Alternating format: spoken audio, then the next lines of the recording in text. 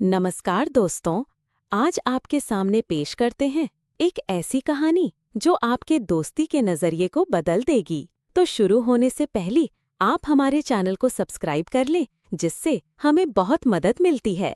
तो चलिए शुरू करते हैं। गहरी दोस्ती। एक मछली और एक कछुआ।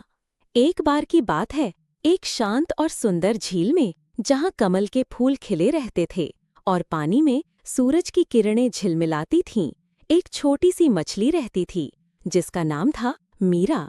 मीरा बहुत चंचल थी और हमेशा झील के हर कोने को जानने को उत्सुक रहती थी। वो तेजी से तैरती, पत्तों के नीचे छिपती और पानी की सतह पर उछल कूद करती थी। उसी झील में एक बूढ़ा और समझदार कछुआ भी रहता था जिसका नाम था कप्पू। कप्पू बहुत शांत स्वभाव का था। वो धीमे धीमे चलता, सूरज की रोशनी में अपनी पीठ सेकता और अक्सर झील के तल पर घंटों बैठा रहता, जैसे किसी गहरी सोच में डूबा हो। उसकी उम्र ज्यादा थी और उसने जीवन के कई उतार चढ़ाव देखे थे, इसलिए वो बहुत ज्ञानी था। मीरा और कप्पू की दोस्ती थोड़ी अजीब थी। मीरा को कप्पू की धीमी चाल और शांत स्वभाव से पहले पहल थोड़ी ऊब होती थी। वो अक्सर कप्पू से कहती, कप्पू दादा, आप इतने धीमे क्यों हैं? आइए मेरे साथ रेस लगाते हैं। झील कितनी बड़ी है और देखने को कितना कुछ है। कप्पू मुस्कुराता और धीरे से जवाब देता, मीरा बेटी, तेज चलना ही सब कुछ नहीं होता। कभी कभी धीमे चलने से तुम्हें ऐसी चीजें दिख जाती हैं जो तेजी से भागने पर छूट जाती हैं। मीरा को कप्पू की बातें समझ में नहीं आती थीं, लेकिन वो कप्पू से बहुत प्यार करती थी।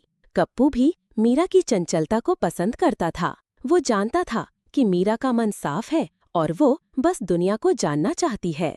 तूफान और सबक। एक दिन मौसम अचानक बिगड़ गया। आसमान में काले बादल छा गए और तेज हवा चलने लगी। बिजली कड़कने लगी और बारिश मूसलाधार होने लगी। झील का पानी उफनने लगा और बड़ी बड़ी लहरें उठने लगीं। मीरा डर गई। वो कभी ऐसे तूफान में फंसी नहीं थी। वो तेजी से इधर उधर भागने लगी, लेकिन लहरें उसे एक तरफ से दूसरी तरफ धकेल रही थीं। उसकी नजर कप्पू पर पड़ी। कप्पू अपनी धीमी चाल से झील के बीच एक बड़े पत्थर की ओर बढ़ रहा था। मीरा ने चिल्लाकर कहा, कप्पू दादा, यहाँ खतरा है, कहाँ जा रहे हैं?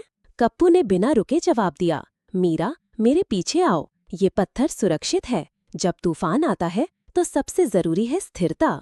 मीरा ने कप्पू की बात मानी और किसी तरह उसके पीछे पीछे उस पत्थर तक पहुंची।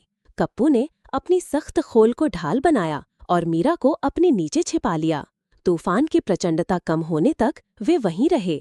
जब तूफान शांत हुआ तो झील में शांति छा गई। मीरा ने कप्पू को धन्यवाद दिया और कहा, कप्पू दादा, आज आपने मेरी जान बचाई। मैं समझ गई, हर बार तेजी ही काम नहीं आती, कभी कभी धीरज और स्थिरता भी उतनी ही जरूरी होती है। कप्पू ने मुस्कुराते हुए कहा, देखो मीरा, हर जीव की अपनी विशेषता होती है।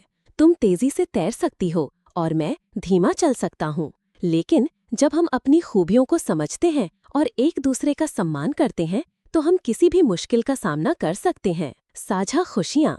उस दिन के बाद मीरा और कप्पू की दोस्ती और गहरी हो गई। मीरा अब सिर्फ दौड़ने भागने में नहीं लगी रहती थी। वो कप्पू के साथ बैठकर झील के तल पर छिपी सुंदर चीजों को देखती। कप्पू उसे पुराने समय की कहानियां सुनाता और झील के रहस्यमयी किनारों के बारे में बताता। मीरा ने कप्पू से धैर्य रखना सीखा और कप्पू ने मीरा की चंचलता से जीवन का आनंद लेना। मीरा अब कप्पू को सिखाती कि कैसे तेजी से एक जगह से दूसरी जगह जाना है ताकि वो किसी नई चीज को देख सके, और कप्पू उसे बताता कि कैसे शांत रहकर पानी के नीचे के जीवन का निरीक्षण करना। वे एक दूसरे के पूरक बन गए। झील के सभी जीव उनकी दोस्ती से हैरान थे। एक तेज तर्रार मछली और एक धीमा कछुआ। उनकी दोस्ती ने सिखाया कि सच्ची दोस्ती में अंतर मायने नहीं रखते, बल्कि समझ, सम्मान और एक दूसरे के प्रति परवाह मायने रखती है। और इस तरह मीरा और कप्पू ने उस झील में एक खुशहाल और प्रेरणादायक जीवन जिया, हर दिन एक दूसरे से सीखते हुए।